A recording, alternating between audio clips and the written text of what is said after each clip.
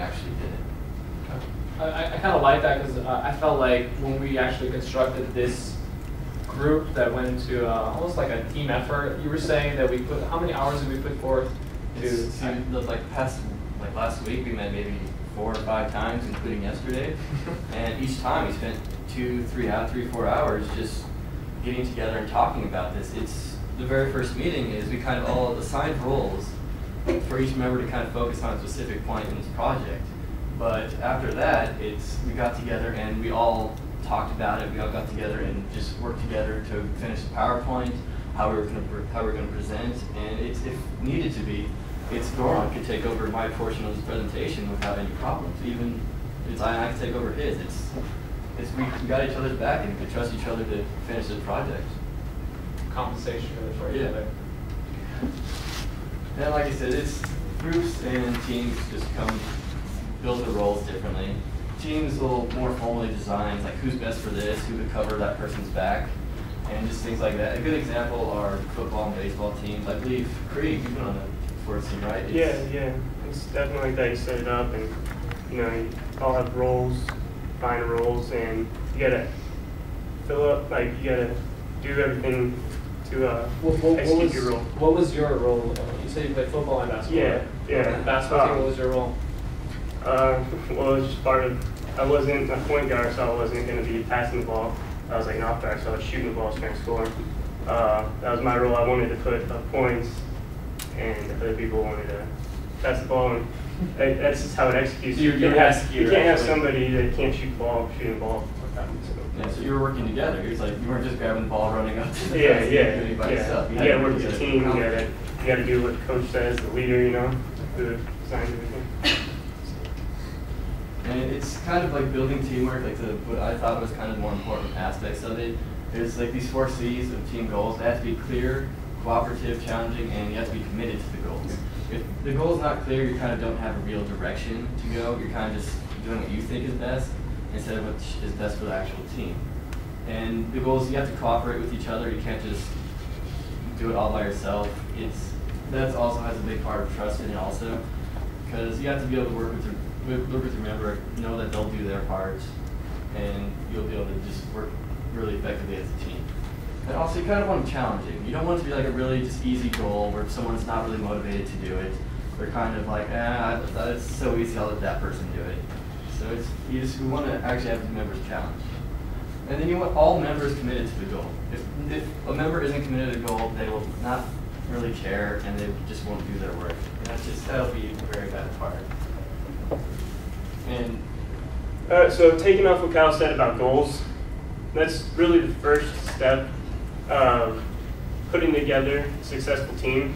And I'm sure all of you guys have been on some sort of successful team, whether it be in school, with work, sports, something like that.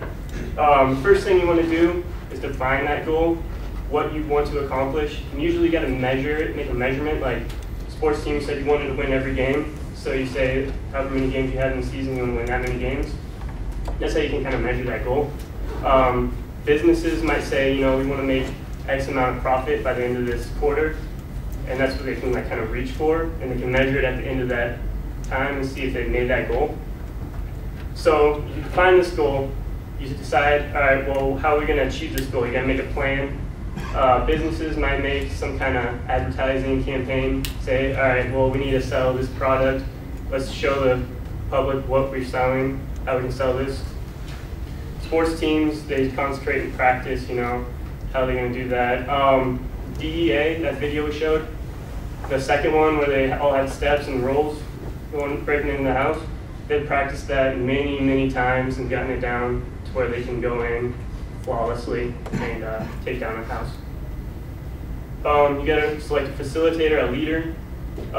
This leader has to make sure that all team members are executing their roles properly and that they're going through every step and making sure that they're concentrating on the goal ahead. And the rule of the thirds, basically, it's 1/3 of the time you're working on team-building workshops, 1/3 of the time in small groups, and another third of the time socializing with teammates. And that part's really critical because, like in the DEA movie, or video clip we showed, they used the word trust a lot, and you can't really trust a stranger. You got to get to know who your teammates are. You can't just be thrown together with a bunch of strangers. Like Kyle touched on that a little bit too.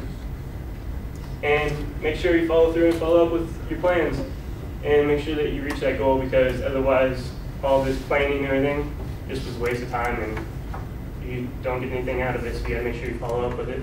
So why do we team build? I mean, what is the full purpose of it? Well, to make sure everybody's same boat together, you know, and that everybody knows what they're supposed to be doing and how they're going to have to interact and work with other people. Andy, where do you work? I work at like a local rec center. Okay, I mean, Community rec center. Do you guys have a team, like of workers, or how does it We do. We have a team. Typically, it's like 3 people at a time, and that's I mean, basically. do you guys have a common goal? What is actual? Yeah, we have a goal. Our goal is to basically make the residents that come in, make them happy, whether they want to go swim or go work out or whatever they want to do. Our goal is to make them happy, and if we all stay committed and do our tasks, that goal can be accomplished. I assume you guys do a lot of socializing. We do. Oh yeah, a lot of Maybe socializing. what makes actually effective Mm-hmm. execution of it. Yeah. Makes sense.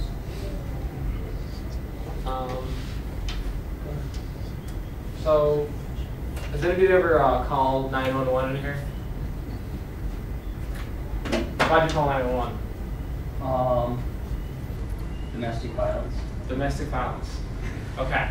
Now, the actual person taking the phone call, there's a lot going on behind the scenes that we're kind of not aware of just calling 911. So we're going to do a little demo for you guys. Jared. 911, what's your emergency? I am having my annual chili cook-off party, and there seems to be an oil fire. Oil fire. Okay, is anybody hurt? My hand is on fire. Your hand is on fire. Okay, we'll be sending the fire department immediately. No, there's someone fighting and breaking into my place. Oh, wow. Okay, are they on Fire fire? gunshots. Oh, there's gunshots. Okay, we will be sending the ambulance. Someone's dead. Someone's dead? Okay, homicide detective.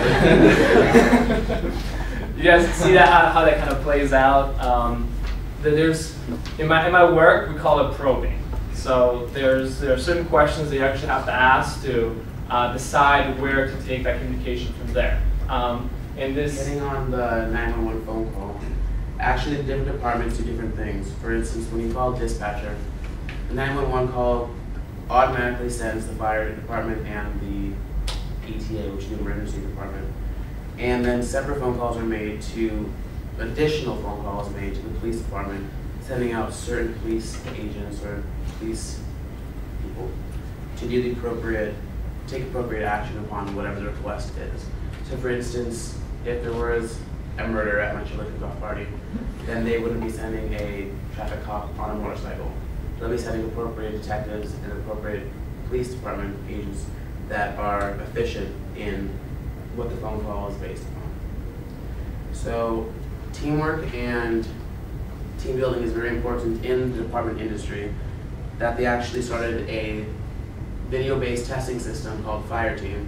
This is for the fire department, and basically just a testing system that makes sure that every single fire person is capable of teamwork. They test them in certain skills, and they measure their skills in the matter of an emergency. Now, both of these are going to be on the quiz, so keep in mind the names of the videos. Another one for the police department is called Frontline, which is basically the exact same testing system, and it also consists of a multiple choice test, which portrays common situations in the law enforcement that needs each individual to be on the top of their guard and working with other people. So this testing system basically picks out the best to make sure that their teamwork and their team building is going to be best beneficial for the appropriate crime or the appropriate situation that needs to be taken care of, such as the chili cook-off. Yeah, and if you guys think about that, so there's a goal in mind. So the goal is figuring out what happened at the chili cook-off.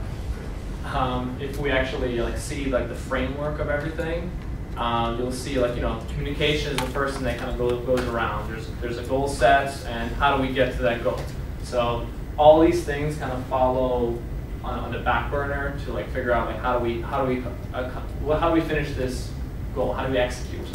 What we found to be different between the police department and the fire department represents on the org charts. When you call 911, let's say we'll first start with the fire department.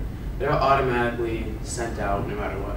But of course, they're not going to send out the 5-story fire department truck when you're at an open field chili cook-off or when you're in the softball field and there's fire. So what makes the executive decision is the administrative secretary will tell the fire chief what the situation is, the location is, the problem, and then they'll send out the local units. But if there is a high emergency, such as an office building is collapsing or something of more extreme magnitude, then the administrative will take the executive decision to call the fire chief, and they will make the appropriate decision based on what they tell them.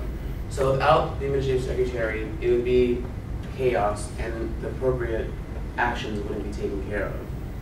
And the police department, they are a separate phone call, and then depending on what the dispatcher tells them, they will send the appropriate local units to the situation that needs help. So you guys realize really like how big of a part this administrative secretary plays. Basically, the reason that person that high up is making like probably 100 grand a year is their sole purpose, their job is to communicate important points, funnel the information to where the fire chief or police chief is getting like the actual facts, what actually needs to be done, and then they execute. Because if you're getting misinformed, if you're getting some of these like false kind of leads, you're not really going to be